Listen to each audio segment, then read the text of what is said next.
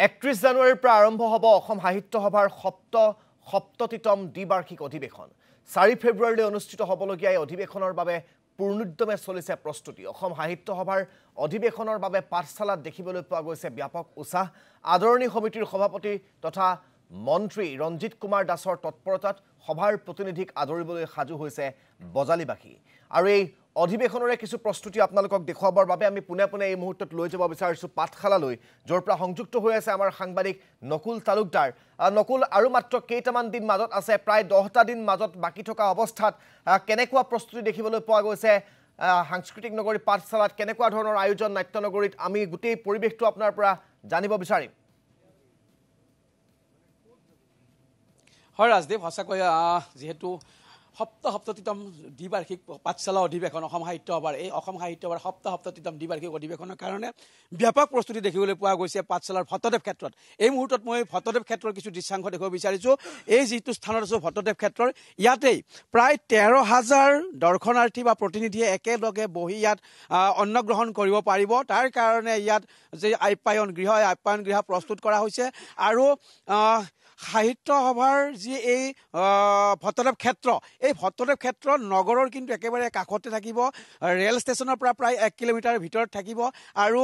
পাৰ্কিঙো একেবাৰে ওচৰতে হ'ব নগৰৰ পৰাও একেবাৰে ওচৰ হ'ব চাৰিওপিনৰ পৰা এক সুবিধাজনক ঠাই হৈছে এই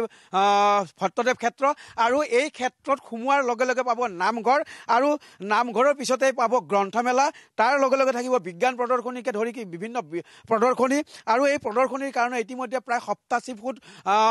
বহল এটি জাপি ইতিমধ্যে তৈয়াৰ কৰি থকা হৈছে আৰু এই সম্পৰ্কত মই প্ৰস্তুতি সম্পৰ্কত পোনে জানিবলৈ চেষ্টা কৰিম কেইবাগৰাকী উদ্যোক্তা আছে মই আপোনাৰ কাষলৈ আহিব বিচাৰিছোঁ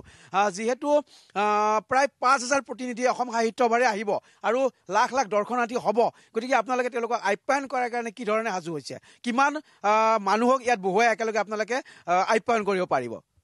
নাই ইতিমধ্যে আমি এই আদৰণী সমিতিৰ ফালৰ পৰা সকলোকে আন্তৰিকতাৰে আদৰণি জনাইছোঁ যথাসাধ্য যিমানখিনি পৰা যায় এইখিনিৰ কাৰণে প্ৰস্তুতি চলি আছে আপোনালোকে দেখিছে ইতিমধ্যে খাদ্য উপসমিতিৰ লগত জড়িত বিষয়ববীয়াসকল আছে বা আমি ইতিমধ্যে য'ত থিয় হৈ আছোঁ এই গোটেই এৰিয়াটোত আচলতে যিমানখিনি প্ৰতিনিধি আহিব সেই প্ৰতিনিধিৰ লগতে আৰু বিভিন্ন ধৰণৰ আমাৰ অতিথিসকলো আহিব সেই অতিথিসকলক আপ্যায়ন কৰাৰ কাৰণে এই যি আমাৰ আপ্যায়ন গৃহটো ইতিমধ্যে সাজি থকা হৈছে যে ইয়াত আচলতে একেলগে 13,000 দৰ্শনাৰ্থী বা প্ৰতিনিধি একেলগে খাব পাৰিব আৰু বিশাল এটা এৰিয়াত সামৰি লোৱা হৈছে 5 দিনত অতি কমেও 1.5 লাখৰ পৰা 2 লাখ মানুহক খোৱাৰ ব্যৱস্থা কৰা হৈছে 1.5 লাখৰ পৰা 2 লাখ মানুহক খোৱাৰ ব্যৱস্থা কৰিছে মই আন এগৰাকী ব্যক্তিৰ কাষলৈ আহিব বিচাৰিছোঁ নাট্য নগৰী পাঠশালা বা শিক্ষাৰ ক্ষেত্ৰতো প্ৰাণকেন্দ্ৰ বুলি কোৱা পাঠশালা গতিকে এই পাঠশালা বা বজালিৰ মান সন্মান জড়িত হৈ আছে এই অধিৱেশনৰ লগত কেনেধৰণে আপোনালোকে সাজু হৈছে প্ৰতিনিধিক সন্তুষ্ট কৰাৰ কাৰণে আমি একদম সকলো ফালৰ পৰা আমি একদম সাজুৱে হৈ আছোঁ আৰু আমাৰ 300ৰ পৰা 350 আমাৰ কেটাৰিং আৰু বিলোৱা এইবিলাক ৰান্ধনি চব মিলি সেইবিলাক আছে আৰু আমি বিশেষকৈ গুৰুত্ব দিছোঁ ইয়াতে যাতে হাইজিনটো মেইনটেইন কৰি আৰু একদম ডিচিপ্লিনভাৱে মানুহবিলাকে খাব পাৰে কোনো ধৰণৰ অসুবিধা নোহোৱাকৈ সেইটোৰ ওপৰত আমি বিশেষ গুৰুত্ব আৰোপ কৰিছোঁ নিশ্চিতভাৱে যাতে সকলোৱে ভালকৈ খাব পাৰে যিহেতু যথেষ্ট সংখ্যক প্ৰতিনিধিয়ে ভিৰ কৰিব মই আপোনাৰ কাষলৈ আহিব বিচাৰিছোঁ সমগ্ৰ এই যি প্ৰতিনিধিসকল আহিব এই প্ৰতিনিধিক আদৰৰ কাৰণে আপোনালোকে কেনেধৰণে সাজু হৈছে আমাৰ সকলো প্ৰতিনিধিয়ে হওক বা আমাৰ মানে অসমৰ পৰা আমাৰ যিবিলাক আমাৰ সাহিত্যপ্ৰেমী আহে অসম সাহিত্য সভাৰ অধিৱেশন লৈ কিন্তু আমি সকলোৱে একত্ৰিত হৈছোঁ যে আমি সকলোকে আদৰণি জনোৱাৰ কাৰণে যিসকল প্ৰতিনিধি আহিব আৰু তেওঁলোকৰ কাৰণে আমাৰ ভ্ৰাম্যমানৰ যিহেতু পাঠশালাতে মানে জন্ম হৈছিল 3খনকৈ ভ্ৰাম্যমান থিয়েটাৰ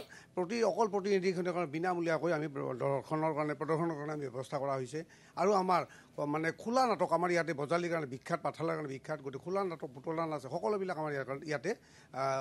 মানে অনুষ্ঠানেৰে প্ৰদৰ্শন কৰা হ'ব ধন্যবাদ জ্ঞাপন কৰিছোঁ নকুল তালুকদাৰ আমাক পাঠশালাৰ পৰা সেই অধিৱেশনস্থলীৰ পৰিৱেশ পোনপটীয়াকৈ দেখুৱাৰ বাবে পূৰ্ণোদ্যমে প্ৰস্তুতি চলি আছে আপোনালোকে ইতিমধ্যে সেই প্ৰস্তুতি দেখিবলৈ পাইছে আৰু উদ্যোক্তা সমিতিয়ে আয়োজক সমিতিয়ে তেওঁলোকৰ প্ৰস্তুতি সম্পৰ্কত জানিবলৈ দিছে